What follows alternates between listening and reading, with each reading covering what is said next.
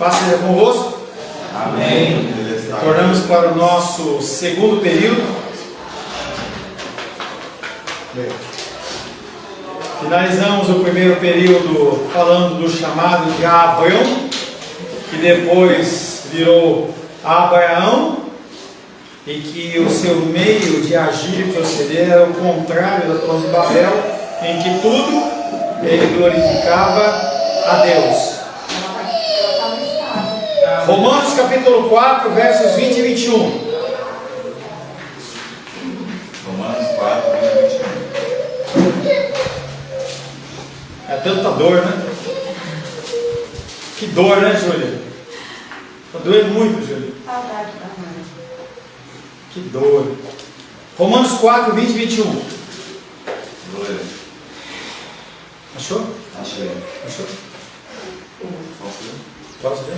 Não duvidou por incredulidade da promessa de Deus, mas pela fé se fortaleceu, dando glória a Deus, estando plenamente convicto de que Ele era poderoso para cumprir o que prometera.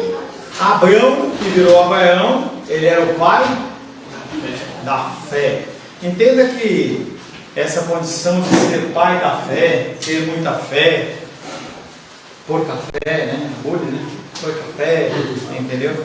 Esse negócio de fé aí tem a ver muito mais com a ação divina de Deus do que com a ação da própria pessoa, tá? Então a gente sempre tem que olhar as figuras humanas da Bíblia como pessoas que foram capacitadas sobrenaturalmente para agir como eles agiram. Então, toda aquela historinha que a gente criou lá, dele Abraão, largando a terra dele, deixando os bens, não é algo natural, é algo sobrenatural que procede de Deus, tá? Assim, em contraste com os construtores da Torre de Babel, os filhos de Abraão foram escolhidos por Deus para ser um povo que confia nele e lhe dão glória. Isaías 49, 3. Pastor, mas você falou de Abraão de muita fé. Mas então, por que foi, entre aspas, colocado Abraão como pai da fé, Davi no coração de Deus? Tipo, é visto dessa forma, assim? Porque é uma pessoa que, comparada conosco, ele tem muita fé. Né? Não entendi essa pergunta. 49, 3. Apesar de ter sido do conselho de judeus, é uma referência que a pessoa tem. Ela é o pai da fé. Ah, entendi, referência. Pode. E me disse: Tu és o meu servo, és Israel, porque hei de ser glorificado. Quando pensamos em Antigo Testamento, o povo de Israel podia ser o povo filisteu, podia ser o povo amorreu, podia ser o povo babilônico, assírio, qualquer povo ele podia ter escolhido, e ele seria o povo que seria glorificaria o nome do Senhor, tá? Mas ele escolheu Israel como sendo o povo dele. Depois de falarmos da Torre de Babel, falar chamado de Abraão, nós temos que falar um pouco sobre o êxodo, ou seja, a saída do povo de Israel do Egito, que na época não era ainda povo de Israel, era povo hebreu. Então tem toda uma construção de nomenclatura. Primeiro eles eram hebreus dentro do Egito, e depois eles pegam o nome de israelitas ou povo de Israel. Êxodo. Depois do período dos patriarcas, quem são os patriarcas? Abraão e Isaac. Depois do período dos patriarcas, Abraão, Isaac e Jacó, registrado no restante do livro de Gênesis, o povo de Israel passou várias centenas de anos aumentando o Egito, onde acabou se tornando escravo. Quantos anos o povo ficou preso no Egito? 40. No Egito? 400 e quanto? A profecia foi 400, mas eles ficaram quantos? 430. 430. 40 foi no deserto, é diferente. Tá? Então, aquele povo estava no Egito, acabou se tornando escravo depois de morte de José, deles esquecerem quem era José. E aí aquele povo clamou por misericórdia. Eu não tenho um quadro para você aqui, mas você tem que entender que o projeto é sempre vida de paz, autoindependência, pecado, soberba, aprisionamento de alguma forma, que é o que eu falei para você do frustração de Deus. Você se frustra, você clama a Deus por misericórdia, Ele traz o livramento, você volta para a paz. E esse é o nosso ciclo de vida. É o que nós vemos também no povo de Israel. Você vai ver o povo sendo livre por causa dos juízes. Daqui a pouco o povo está fazendo o que de novo? Pecando de novo. E clama a Deus por misericórdia. E Deus faz o que? Manda o juiz. Passado um tempo, aquelas pessoas voltam a fazer o que? Adorar as divindades pagãs. Então aqueles homens do Egito clamaram por misericórdia. Em resposta, Deus se propôs libertá-los pela mão de Moisés para conduzi-los através do deserto até a terra de Canaã. O propósito de Deus nessa libertação do Egito está registrado em várias passagens, além do Êxodo. Por exemplo, Ezequiel capítulo 20, versos 5 a 9. Ezequiel capítulo 20, versos 5 a 9. É o Rafael agora, né? Daniel. Não, Rafael não deu ninguém. Vai pular, volta. Ezequiel. 20, de 5 a 9. E disse-lhes: Assim diz o Senhor Deus: No dia em que escolhi a Israel, levantando a mão, jurei à descendência da casa de Jacó e me dei a conhecer a eles na terra do Egito. Levantei-lhes a mão e juntarei. E jurei. Eu sou o Senhor vosso Deus. Naquele dia levantei-lhes a mão e jurei. Tirá-los da terra do Egito para uma terra que lhes tinha previsto, a qual mana leite e mel. Coroa de todas as terras. Então lhes disse: cada um lance de si as abominações. Cara. Não, é que. Respira, tá cara. travando um pouco. Respira. É que ainda não está lento, tem que buscar a internet. Então lhes disse: cada um lance a si as abominações de que se agradam os seus olhos, e não vos contamineis com os ídolos do Egito. Eu sou o Senhor, vosso Deus. Mas rebelaram-se contra mim e não me quiseram ouvir. Ninguém lançava de si as abominações de que se agradavam os seus olhos. Tá, então a gente vê novamente aquela estrutura. Não, acabou. Acabou, perdão. Nem abandonava os ídolos do Egito. Então eu disse que derramaria sobre eles o meu furor, para cumprir a minha ira contra eles no meio da terra do Egito. Tá, então a ação de Deus sobre a vida daqueles homens é uma ação de frustração dos planos que eles mesmos fizeram a parte de Deus. Deus fala: lancem de si as abominações, os ídolos. Quando ele está falando disso, ele não está falando apenas de ídolos, imagens, mas ídolos que nós construímos dentro do nosso coração. Esses são os piores. São aqueles que nós caminhamos com ele para todo lugar, para todo momento. Então a gente olha para o católico romano, ele vai lá e passa a mãozinha lá no pé da imagem, lá, tira a tinta da imagem, e a gente fala: ó, idólatra! Mas a gente age de uma maneira semelhante com as nossas famílias, nossas igrejas, nossos trabalhos. Então a nossa ação é uma ação que nós não lançamos fora. E aí Deus, ele lança o furor ou a ira dele, mas ele não lança como eu e você lançamos. Quando nós ficamos irados é porque de alguma maneira nós perdemos alguma coisa ou fomos prejudicados. Deus não.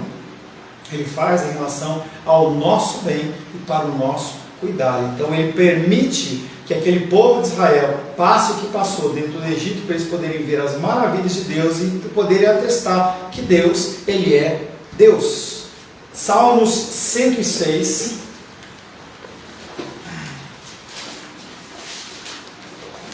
versos 6 a 8. Salmo 106, versos de 6 a 8. Pecamos como os nossos pais, cometemos iniquidade, procedemos mal. Nossos pais no Egito não atentaram às tuas maravilhas, não se lembraram da multidão das suas misericórdias, e foram rebeldes junto ao mar, o mar vermelho. Tá? Então ele vem trazer sobre essa condição de 6 a 8, faltou só 8. Tá, vai lá, desculpa. Mas ele o salvou por amor de seu nome, para lhes fazer notório o seu poder. Acabou. Duas coisas, obrigado. Duas coisas. Primeiro, não se lembraram da multidão das suas misericórdias. Se você, no final de cada dia, você anotasse os benefícios de Deus, você ia encher vários cadernos. Vários cadernos. Aquela música que a gente canta, conta as bênçãos. Dize as quantas são. E verá surpreso quanto Deus já fez. Então ele está falando que as pessoas esquecem. E aí está trazendo essa exortação para nós, para que a gente não se esqueça. E aí ele fala: não se lembraram da multidão de suas misericórdias, foram rebeldes junto ao mar, o mar vermelho, mas ele os salvou por amor do seu nome. E essa é o conteúdo da mensagem. Nós temos que entender que Deus faz as coisas por causa dele mesmo e não por nossas causas. Então, a gente vai começar a ler vários textos que mostram a palavra apontando para tudo acontecendo segundo a vontade dele, para a glória dele, por amor dele, não é por sua causa. Então, quando nós vemos com Jesus te ama, Jesus te ama, Jesus te ama, Jesus te ama, pode ser que esteja falando a verdade, não pode ser que não. Então, o nosso chamado sempre é um chamado de exaltação do homem, em vez da humilhação do homem diante de Deus. Fica claro que a libertação do Egito não se deveu ao valor dos israelitas, mas ao valor do nome de Deus. Ele agiu por amor ao seu nome. E aí as pessoas cantam: você é um ser, você é alguém tão importante para Deus. Me ama, me ama, me ama, me ama, me ama, me ama, me ama. Quem está no centro dessas coisas sempre é o homem, tá? E Deus está repudiando esse tipo de coisa. Isso também fica claro na história do Êxodo em si. Êxodo capítulo 14, versos 4 e 18. Êxodo 14. Ô Daniel! Êxodo 14. 14. 14, 4 e 18.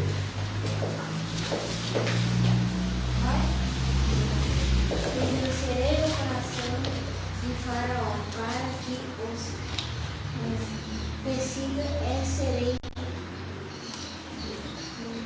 glorificado em Faraó, em todo, em seu exército, saberão, que sou eu, ó Senhor, eles assim, Fizeram. 18, Esther, por favor.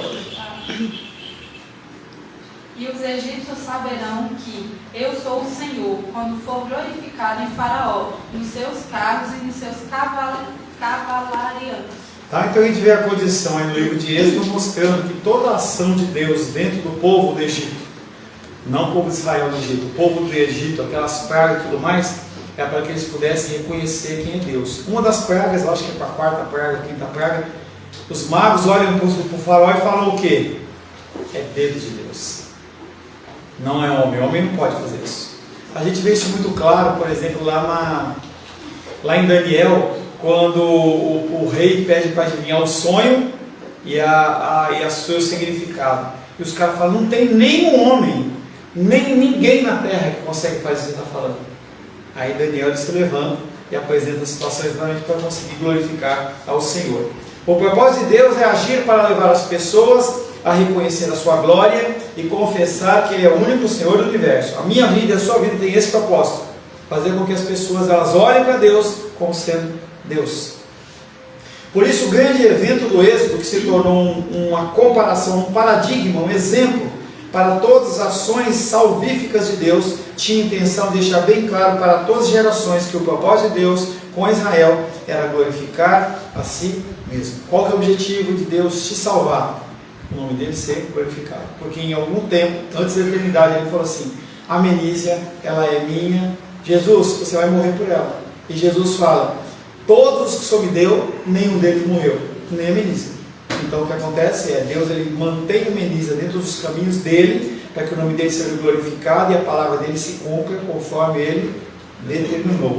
Tá?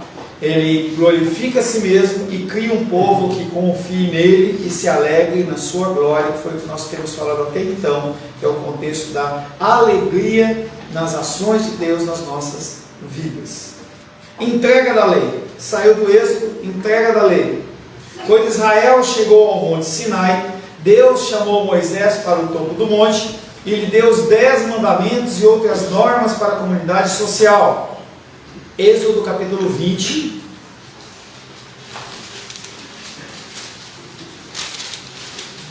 Versos 3, 4 e 5.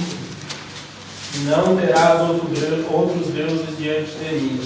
Não farás para ti imagem de escultura, nem semelhança alguma do que há em cima dos céus, nem embaixo da terra, nem nas águas debaixo da terra. Não os abandonarás, nem não os adorarás e nem lhe dará culto, porque eu sou Deus, eu sou o Senhor teu Deus, Deus zeloso que visito a iniquidade dos pais, dos filhos, até a 3ª e 4ª geração daqueles que me aborrecem. Por que Deus dá a lei para Moisés? Para estabelecer as regras e parâmetros de como agir. Então não fica uma coisa à revelia, ou eu faço o que eu penso, o que eu acho, ou o que eu estou com vontade. Mesmo que nos dias de hoje as pessoas acham que elas podem fazer o que elas querem, Deus diz, a adoração a mim, ela é feita dessa maneira. Nós temos o livro de Gênesis, Êxodo, Levítico, Número e Deuteronômio. O que é mais importante para nós diante de Deus? Ou melhor, o que mais Deus quer para nós diante dele? A adoração e glorificação ao nome dele. Qual dos 5 livros falam mais sobre adoração e serviço cristão? Gênesis, Êxodo, Levítico, Número e Deuteronômio. Levítico. Qual que é o livro que a gente menos lê? Levítico.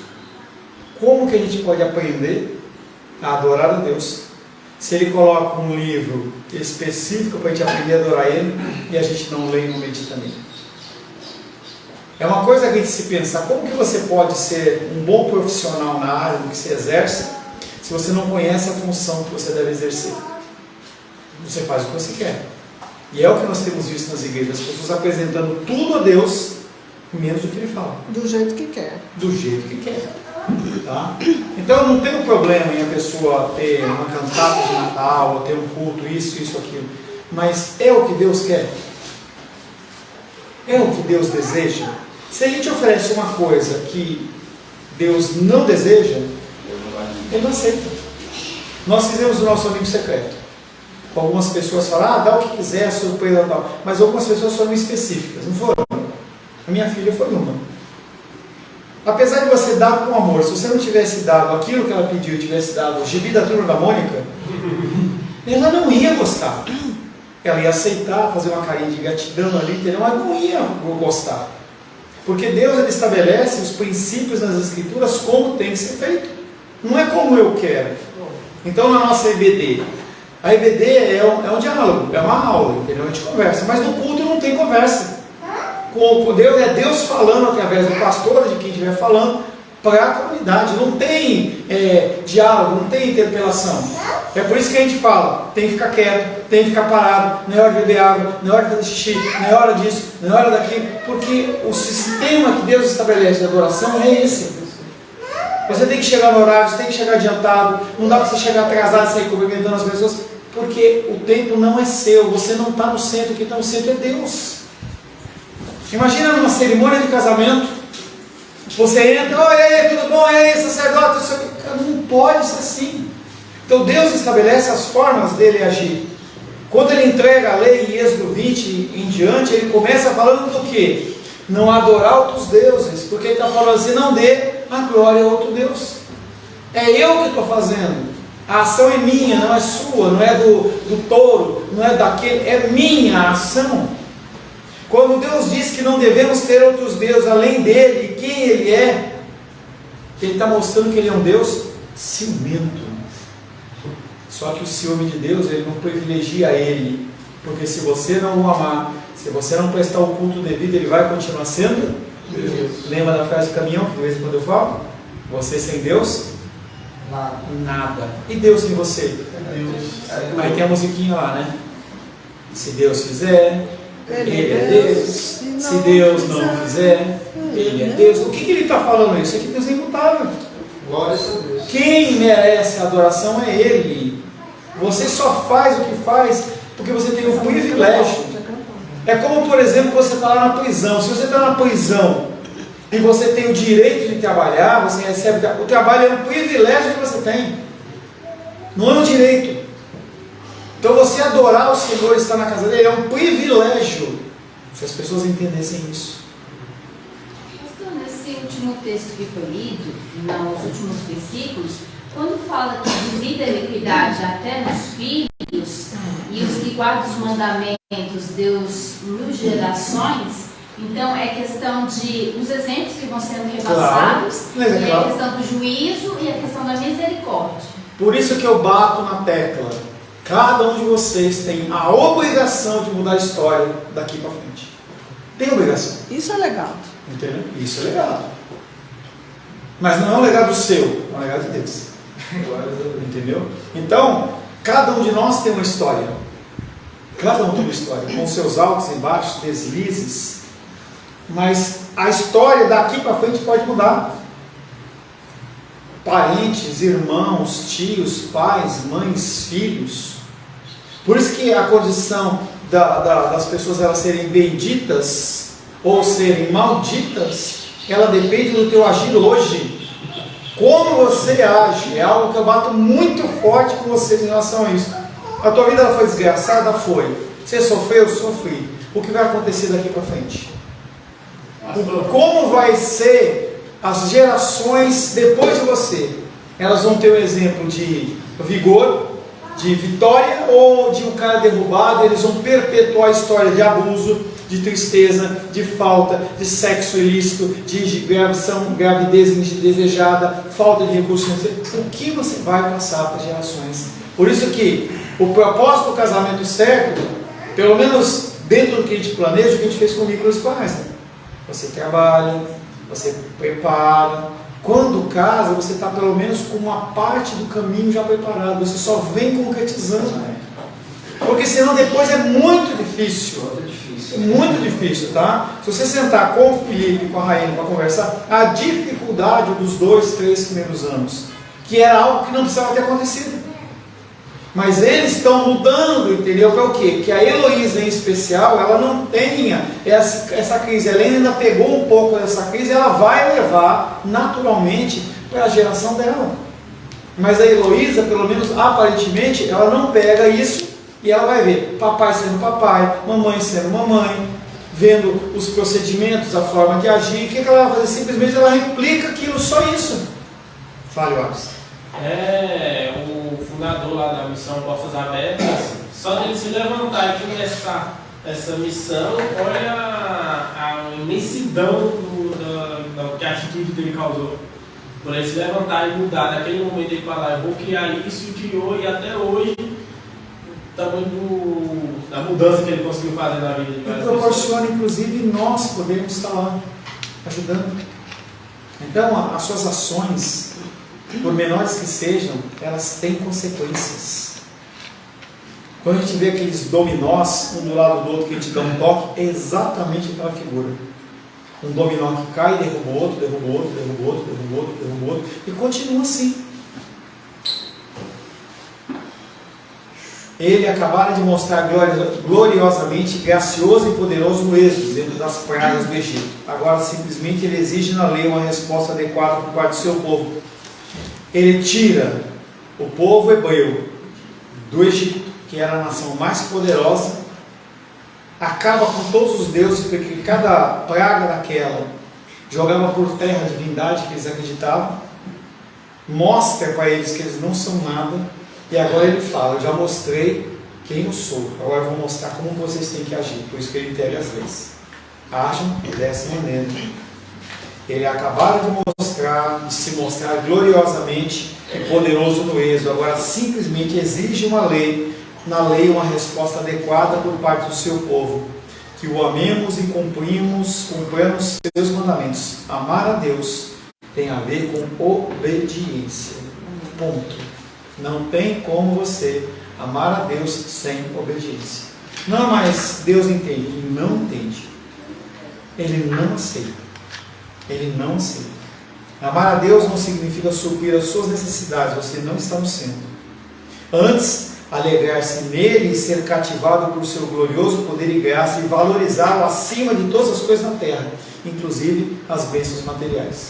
Viajar é bom, comer fora é bom, ter carro é bom, você ter coisas, mas as coisas de Deus, elas são muito melhores, que é o que nós temos ensinado. O problema nosso não é que a gente tem uma alta expectativa, é que a gente tem uma baixa expectativa.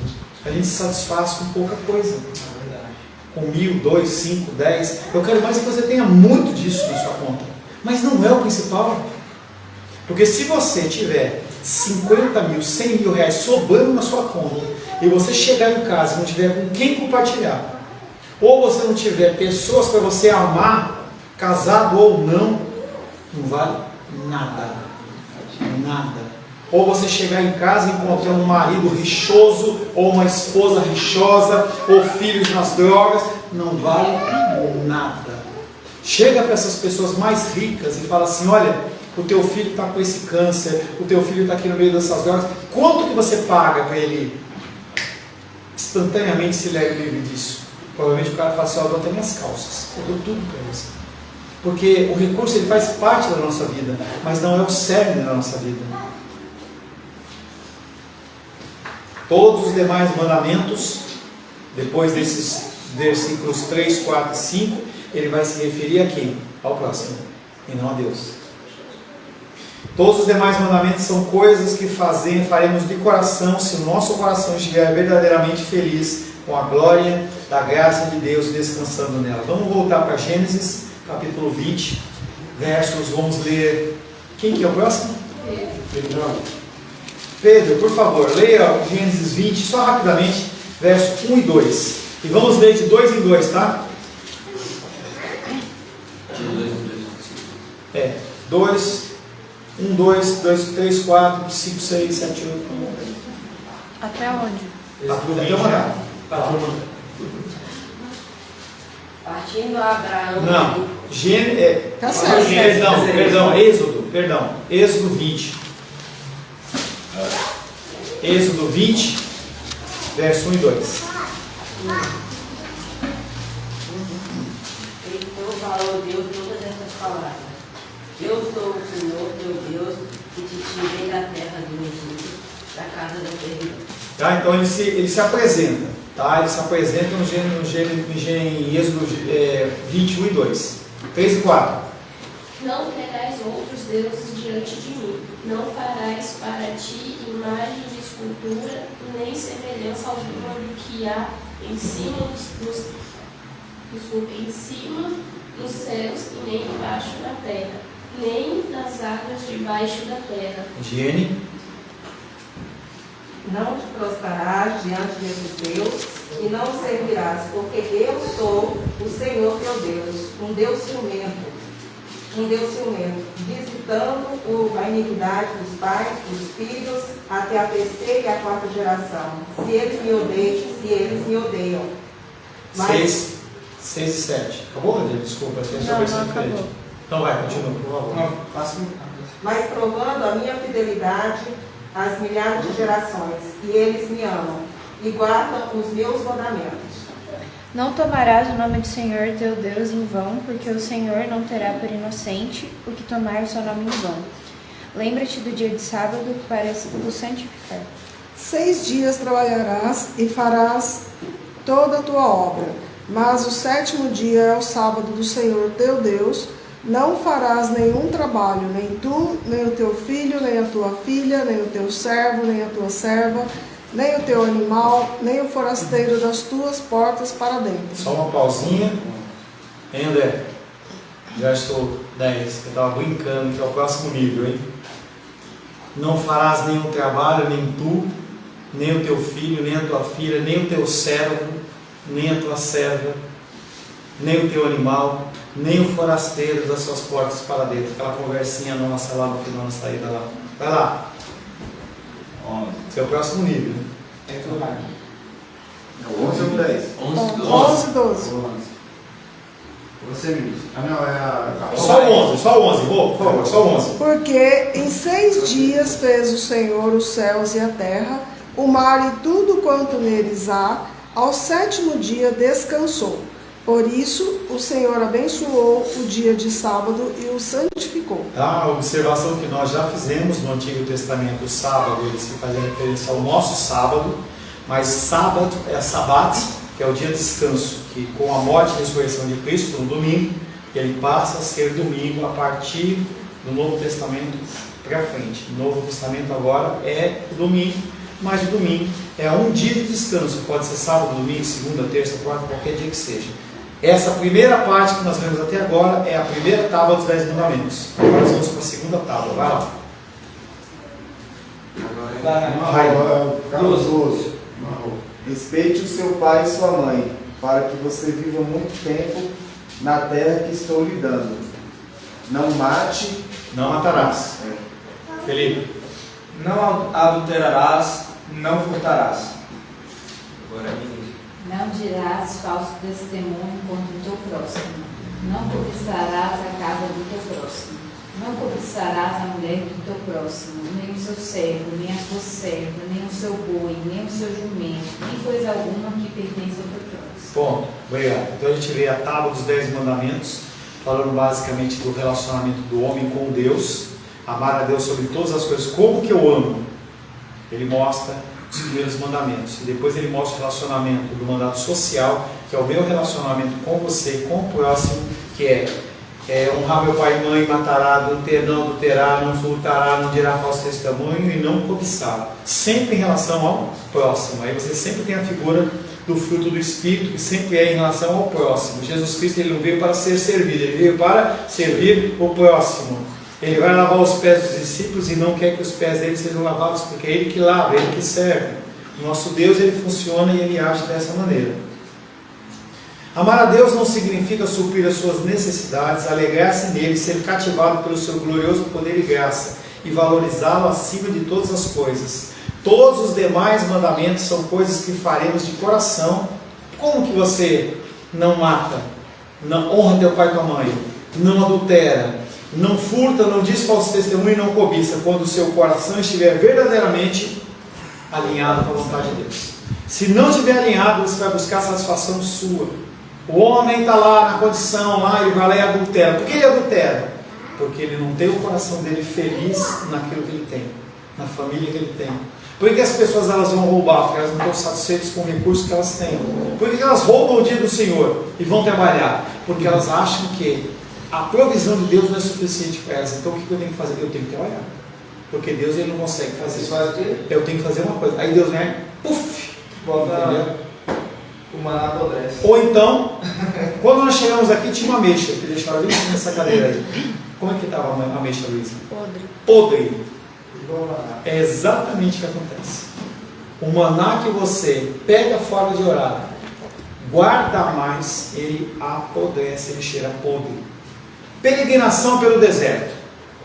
Deus teve bons motivos para destruir a primeira geração do povo de Israel no deserto, por causa da repetida murmuração, incredulidade e idolatria deles. Qual a diferença de murmuração e reclamação?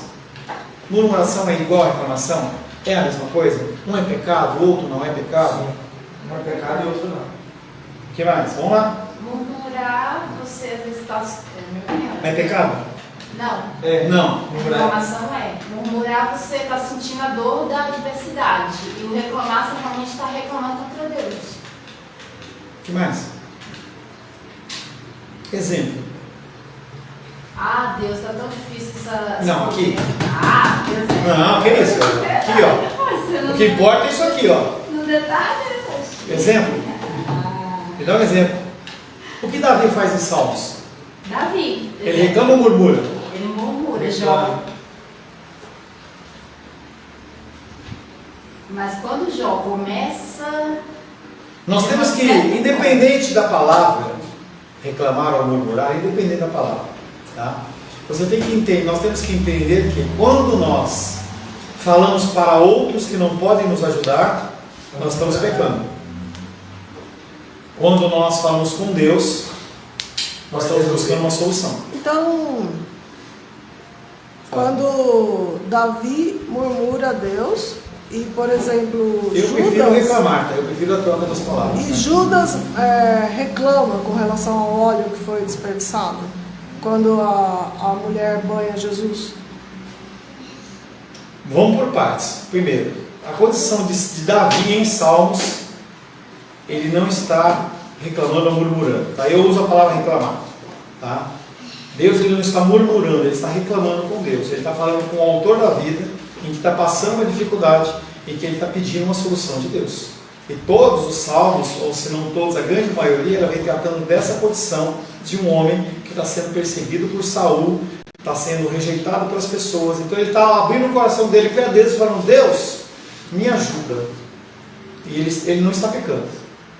Quando a pessoa ela fala com o próximo, que é alguém que não pode ajudar, e é o que nós fazemos. Por exemplo, Josué, quando os reubenitas lá, eles enganam ele chega diante daquela pessoa lá, ele chega naquela pessoa, o que ele faz? Ele cumpre o propósito dele, ele vai para Jericó, destrói. Quando ele vai para Ai, ele não consegue destruir. Aí o que ele faz? Ele rasga a roupa dela na frente das pessoas. Ele está fazendo o quê? Mostrando para as pessoas que ele não confia em Deus. Se você tem um problema e você fala com um ímpio ou fala com uma pessoa que não pode te ajudar, você está falando mal de Deus. A pessoa vai ler: espera um pouquinho, a Melissa está reclamando porque o dinheiro dela não dá, eu não vou ajudar em nada realmente se Deus não presta. Mas se você falar com Deus é diferente.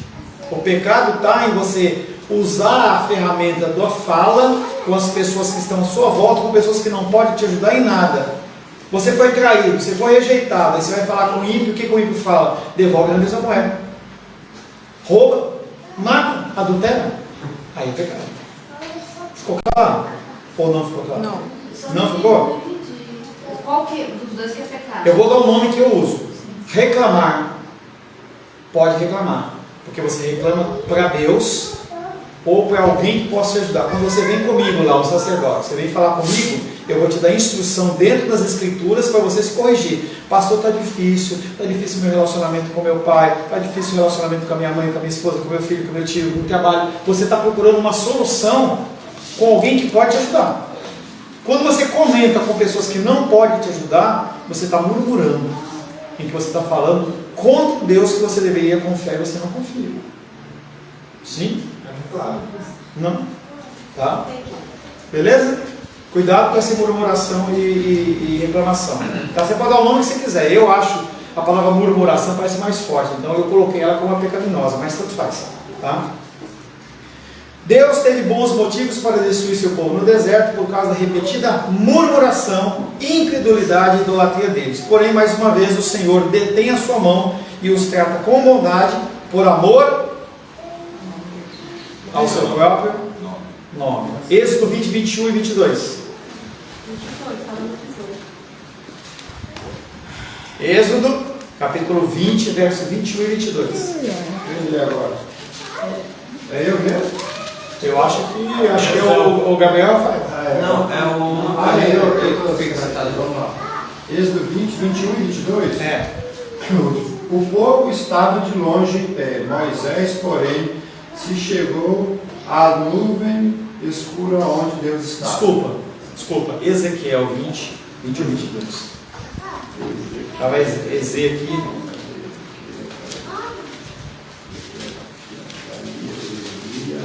Ezequiel 20.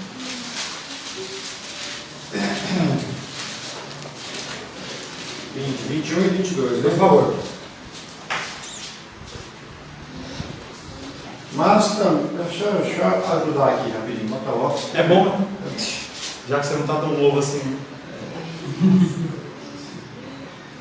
Santificai os meus sábados. Tava certo. Não, ele pôs o óculos, ele pôs o óculos. Continua. Santificai os meus sábados, pois servirão de sinal entre mim e vós, para que saibais que eu sou o Senhor vosso Deus. Mas também os filhos se rebelaram contra mim e não andaram nos meus estatutos, nem guardaram os meus juízos, os quais, cumprindo-os, o homem viverá por eles. antes profanaram o meu sábado. Então eu disse que derramaria sobre eles o meu furor para cumprir contra eles a minha ira no deserto. Porque eles profanaram o nome ou a palavra dele. 22, pastor. 22. 22. É por isso que não era o 20, por isso que eu estava achando estranho. Era o 21 e 22. Ah, tá. Continua, agora vai vir. Mas detive a mão e fiz por amor do meu nome, para que não fosse profanado diante das nações perante as quais os fiz sair. Quando ele falou com Abraão, ele prometeu o que para Abraão? Farei de ti vou deixar esse povo no Egito. Está lá na continuidade, a gente já não leu. Vou deixar esse povo no Egito, ele vai passar por 400 anos de perseguição, vou tirar. Por que o Deus ele não destruiu o povo? Por amor da palavra que ele tinha proclamado. Ele tinha dito que ia fazer. E se ele não fizesse? A leitura do povo ímpio é ou não tem poder, ou mudou de ideia. Ou seja, é um Deus que vai e volta e não tem nenhuma É importante a gente sempre lembrar que Deus é fiel a Ele mesmo. Isso que nos garante. O que nos garante tudo? Porque Ele é fiel a Ele mesmo. Ele cobra a si mesmo. Né? Por isso que aquela música, presta conta a si. Aquela música que a gente canta, quando canta errado. Tu és fiel, Senhor, meu Pai Celeste, e no poder a teus filhos dará. Tudo criaste na terra e no ar. Tu és fiel, Senhor. Tu és fiel, Senhor. Tu és fiel, Senhor. Ele é fiel a mim. Ele é fiel a ele. Ele é fiel a palavra. Esse é o motivo dele não nos destruir. Ele só não destrói a gente não é por causa da fidelidade conosco. Ele é fiel a ele. Ele violaria o próprio ser dele. É uma coisa tão interessante que quando a gente vê a condição, por exemplo, do sacerdócio masculino e a submissão feminina ao marido, a Rosângela, minha esposa, ela tem que ser submissa a mim como homem e não ao Felipe como homem, porque às vezes as pessoas confundem também, acham que a esposa ela tem que ser, a mulher tem que ser submissa a qualquer homem, ela não pode falar nada, ela tem que ser submissa ao seu marido. É bem diferente, tá? A condição da submissão não tem a ver com subversão e nem a ver com a condição de ser empregado, não é isso. Mas às vezes o homem acha que a mulher no trabalho, por exemplo, a mulher trabalha, não, você tem que se submeter a mim, não tem que submeter nada. A mulher, a esposa, dentro do princípio do casamento cristão, ela tem que se submeter à figura do marido, e só aquele homem, não é a outros homens, ou a todos os homens. Por isso que quando o filho começa a crescer, o que o pai tem que fazer é dar um tapa na orelha, porque eles acham que vão crescer. O Felipe não vai ter esse problema em casa, entendeu? Mas o André, ele sabe muito bem como funciona isso, o Esther sabe também muito bem. O homem, ele começa a crescer, ele acha que ele pode ser. O Daniel, ele vai começar a crescer, ele já com uns 15, 16 anos, eu sou o homem da casa. Não é nada. Para ser o homem da casa, vai constituir sua família. Eu sempre falo isso para os meus, principalmente, que são dois massas de homem. Né? Mas é normal. Mas isso é normal. Independente do tamanho, eu sou. A gente vê lá, quando você vê lá a condição do Globo Repórter, o que acontece com os leãozinhos quando eles vão crescendo? Eles querem bater no leãozão para tomar o lugar dele. O que o leãozão faz? Dá uma patada na cara do bicho, joga ele lá longe, acaba, morre, mata a história na hora.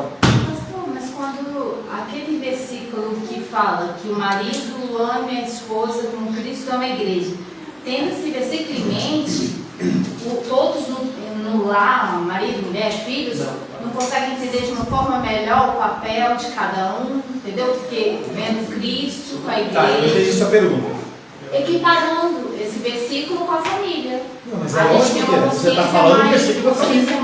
Entende mais sobre isso. Essa é a base.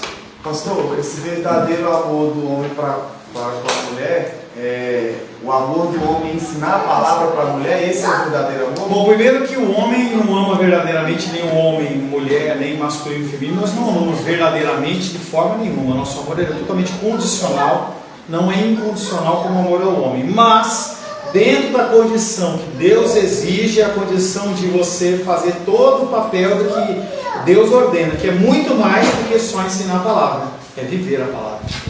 Então, na minha casa, eu tenho que prover, eu tenho que cuidar, eu tenho que trazer consolo, proteger.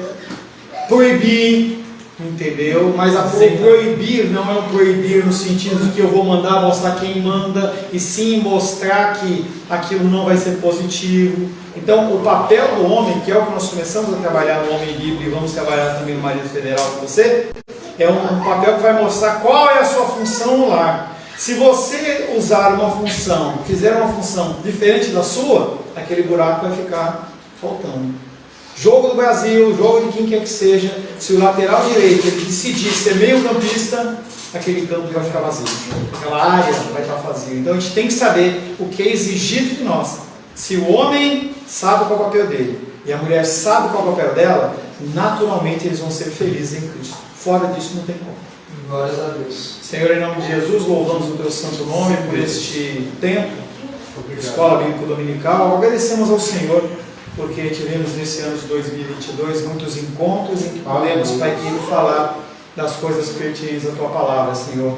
Quero agradecer, Pai querido, pela vida de cada pessoa, cada família aqui representada e das famílias, Pai querido, que estiveram aqui no decorrer deste ano. Que nós possamos, Pai, segundo a tua vontade, nos encontrar em 2023 para louvar, adorar e bendizer o teu santo nome. Oro em nome de Jesus. Amém. Graças ao nosso bom, querido e amado Deus. Só Ele.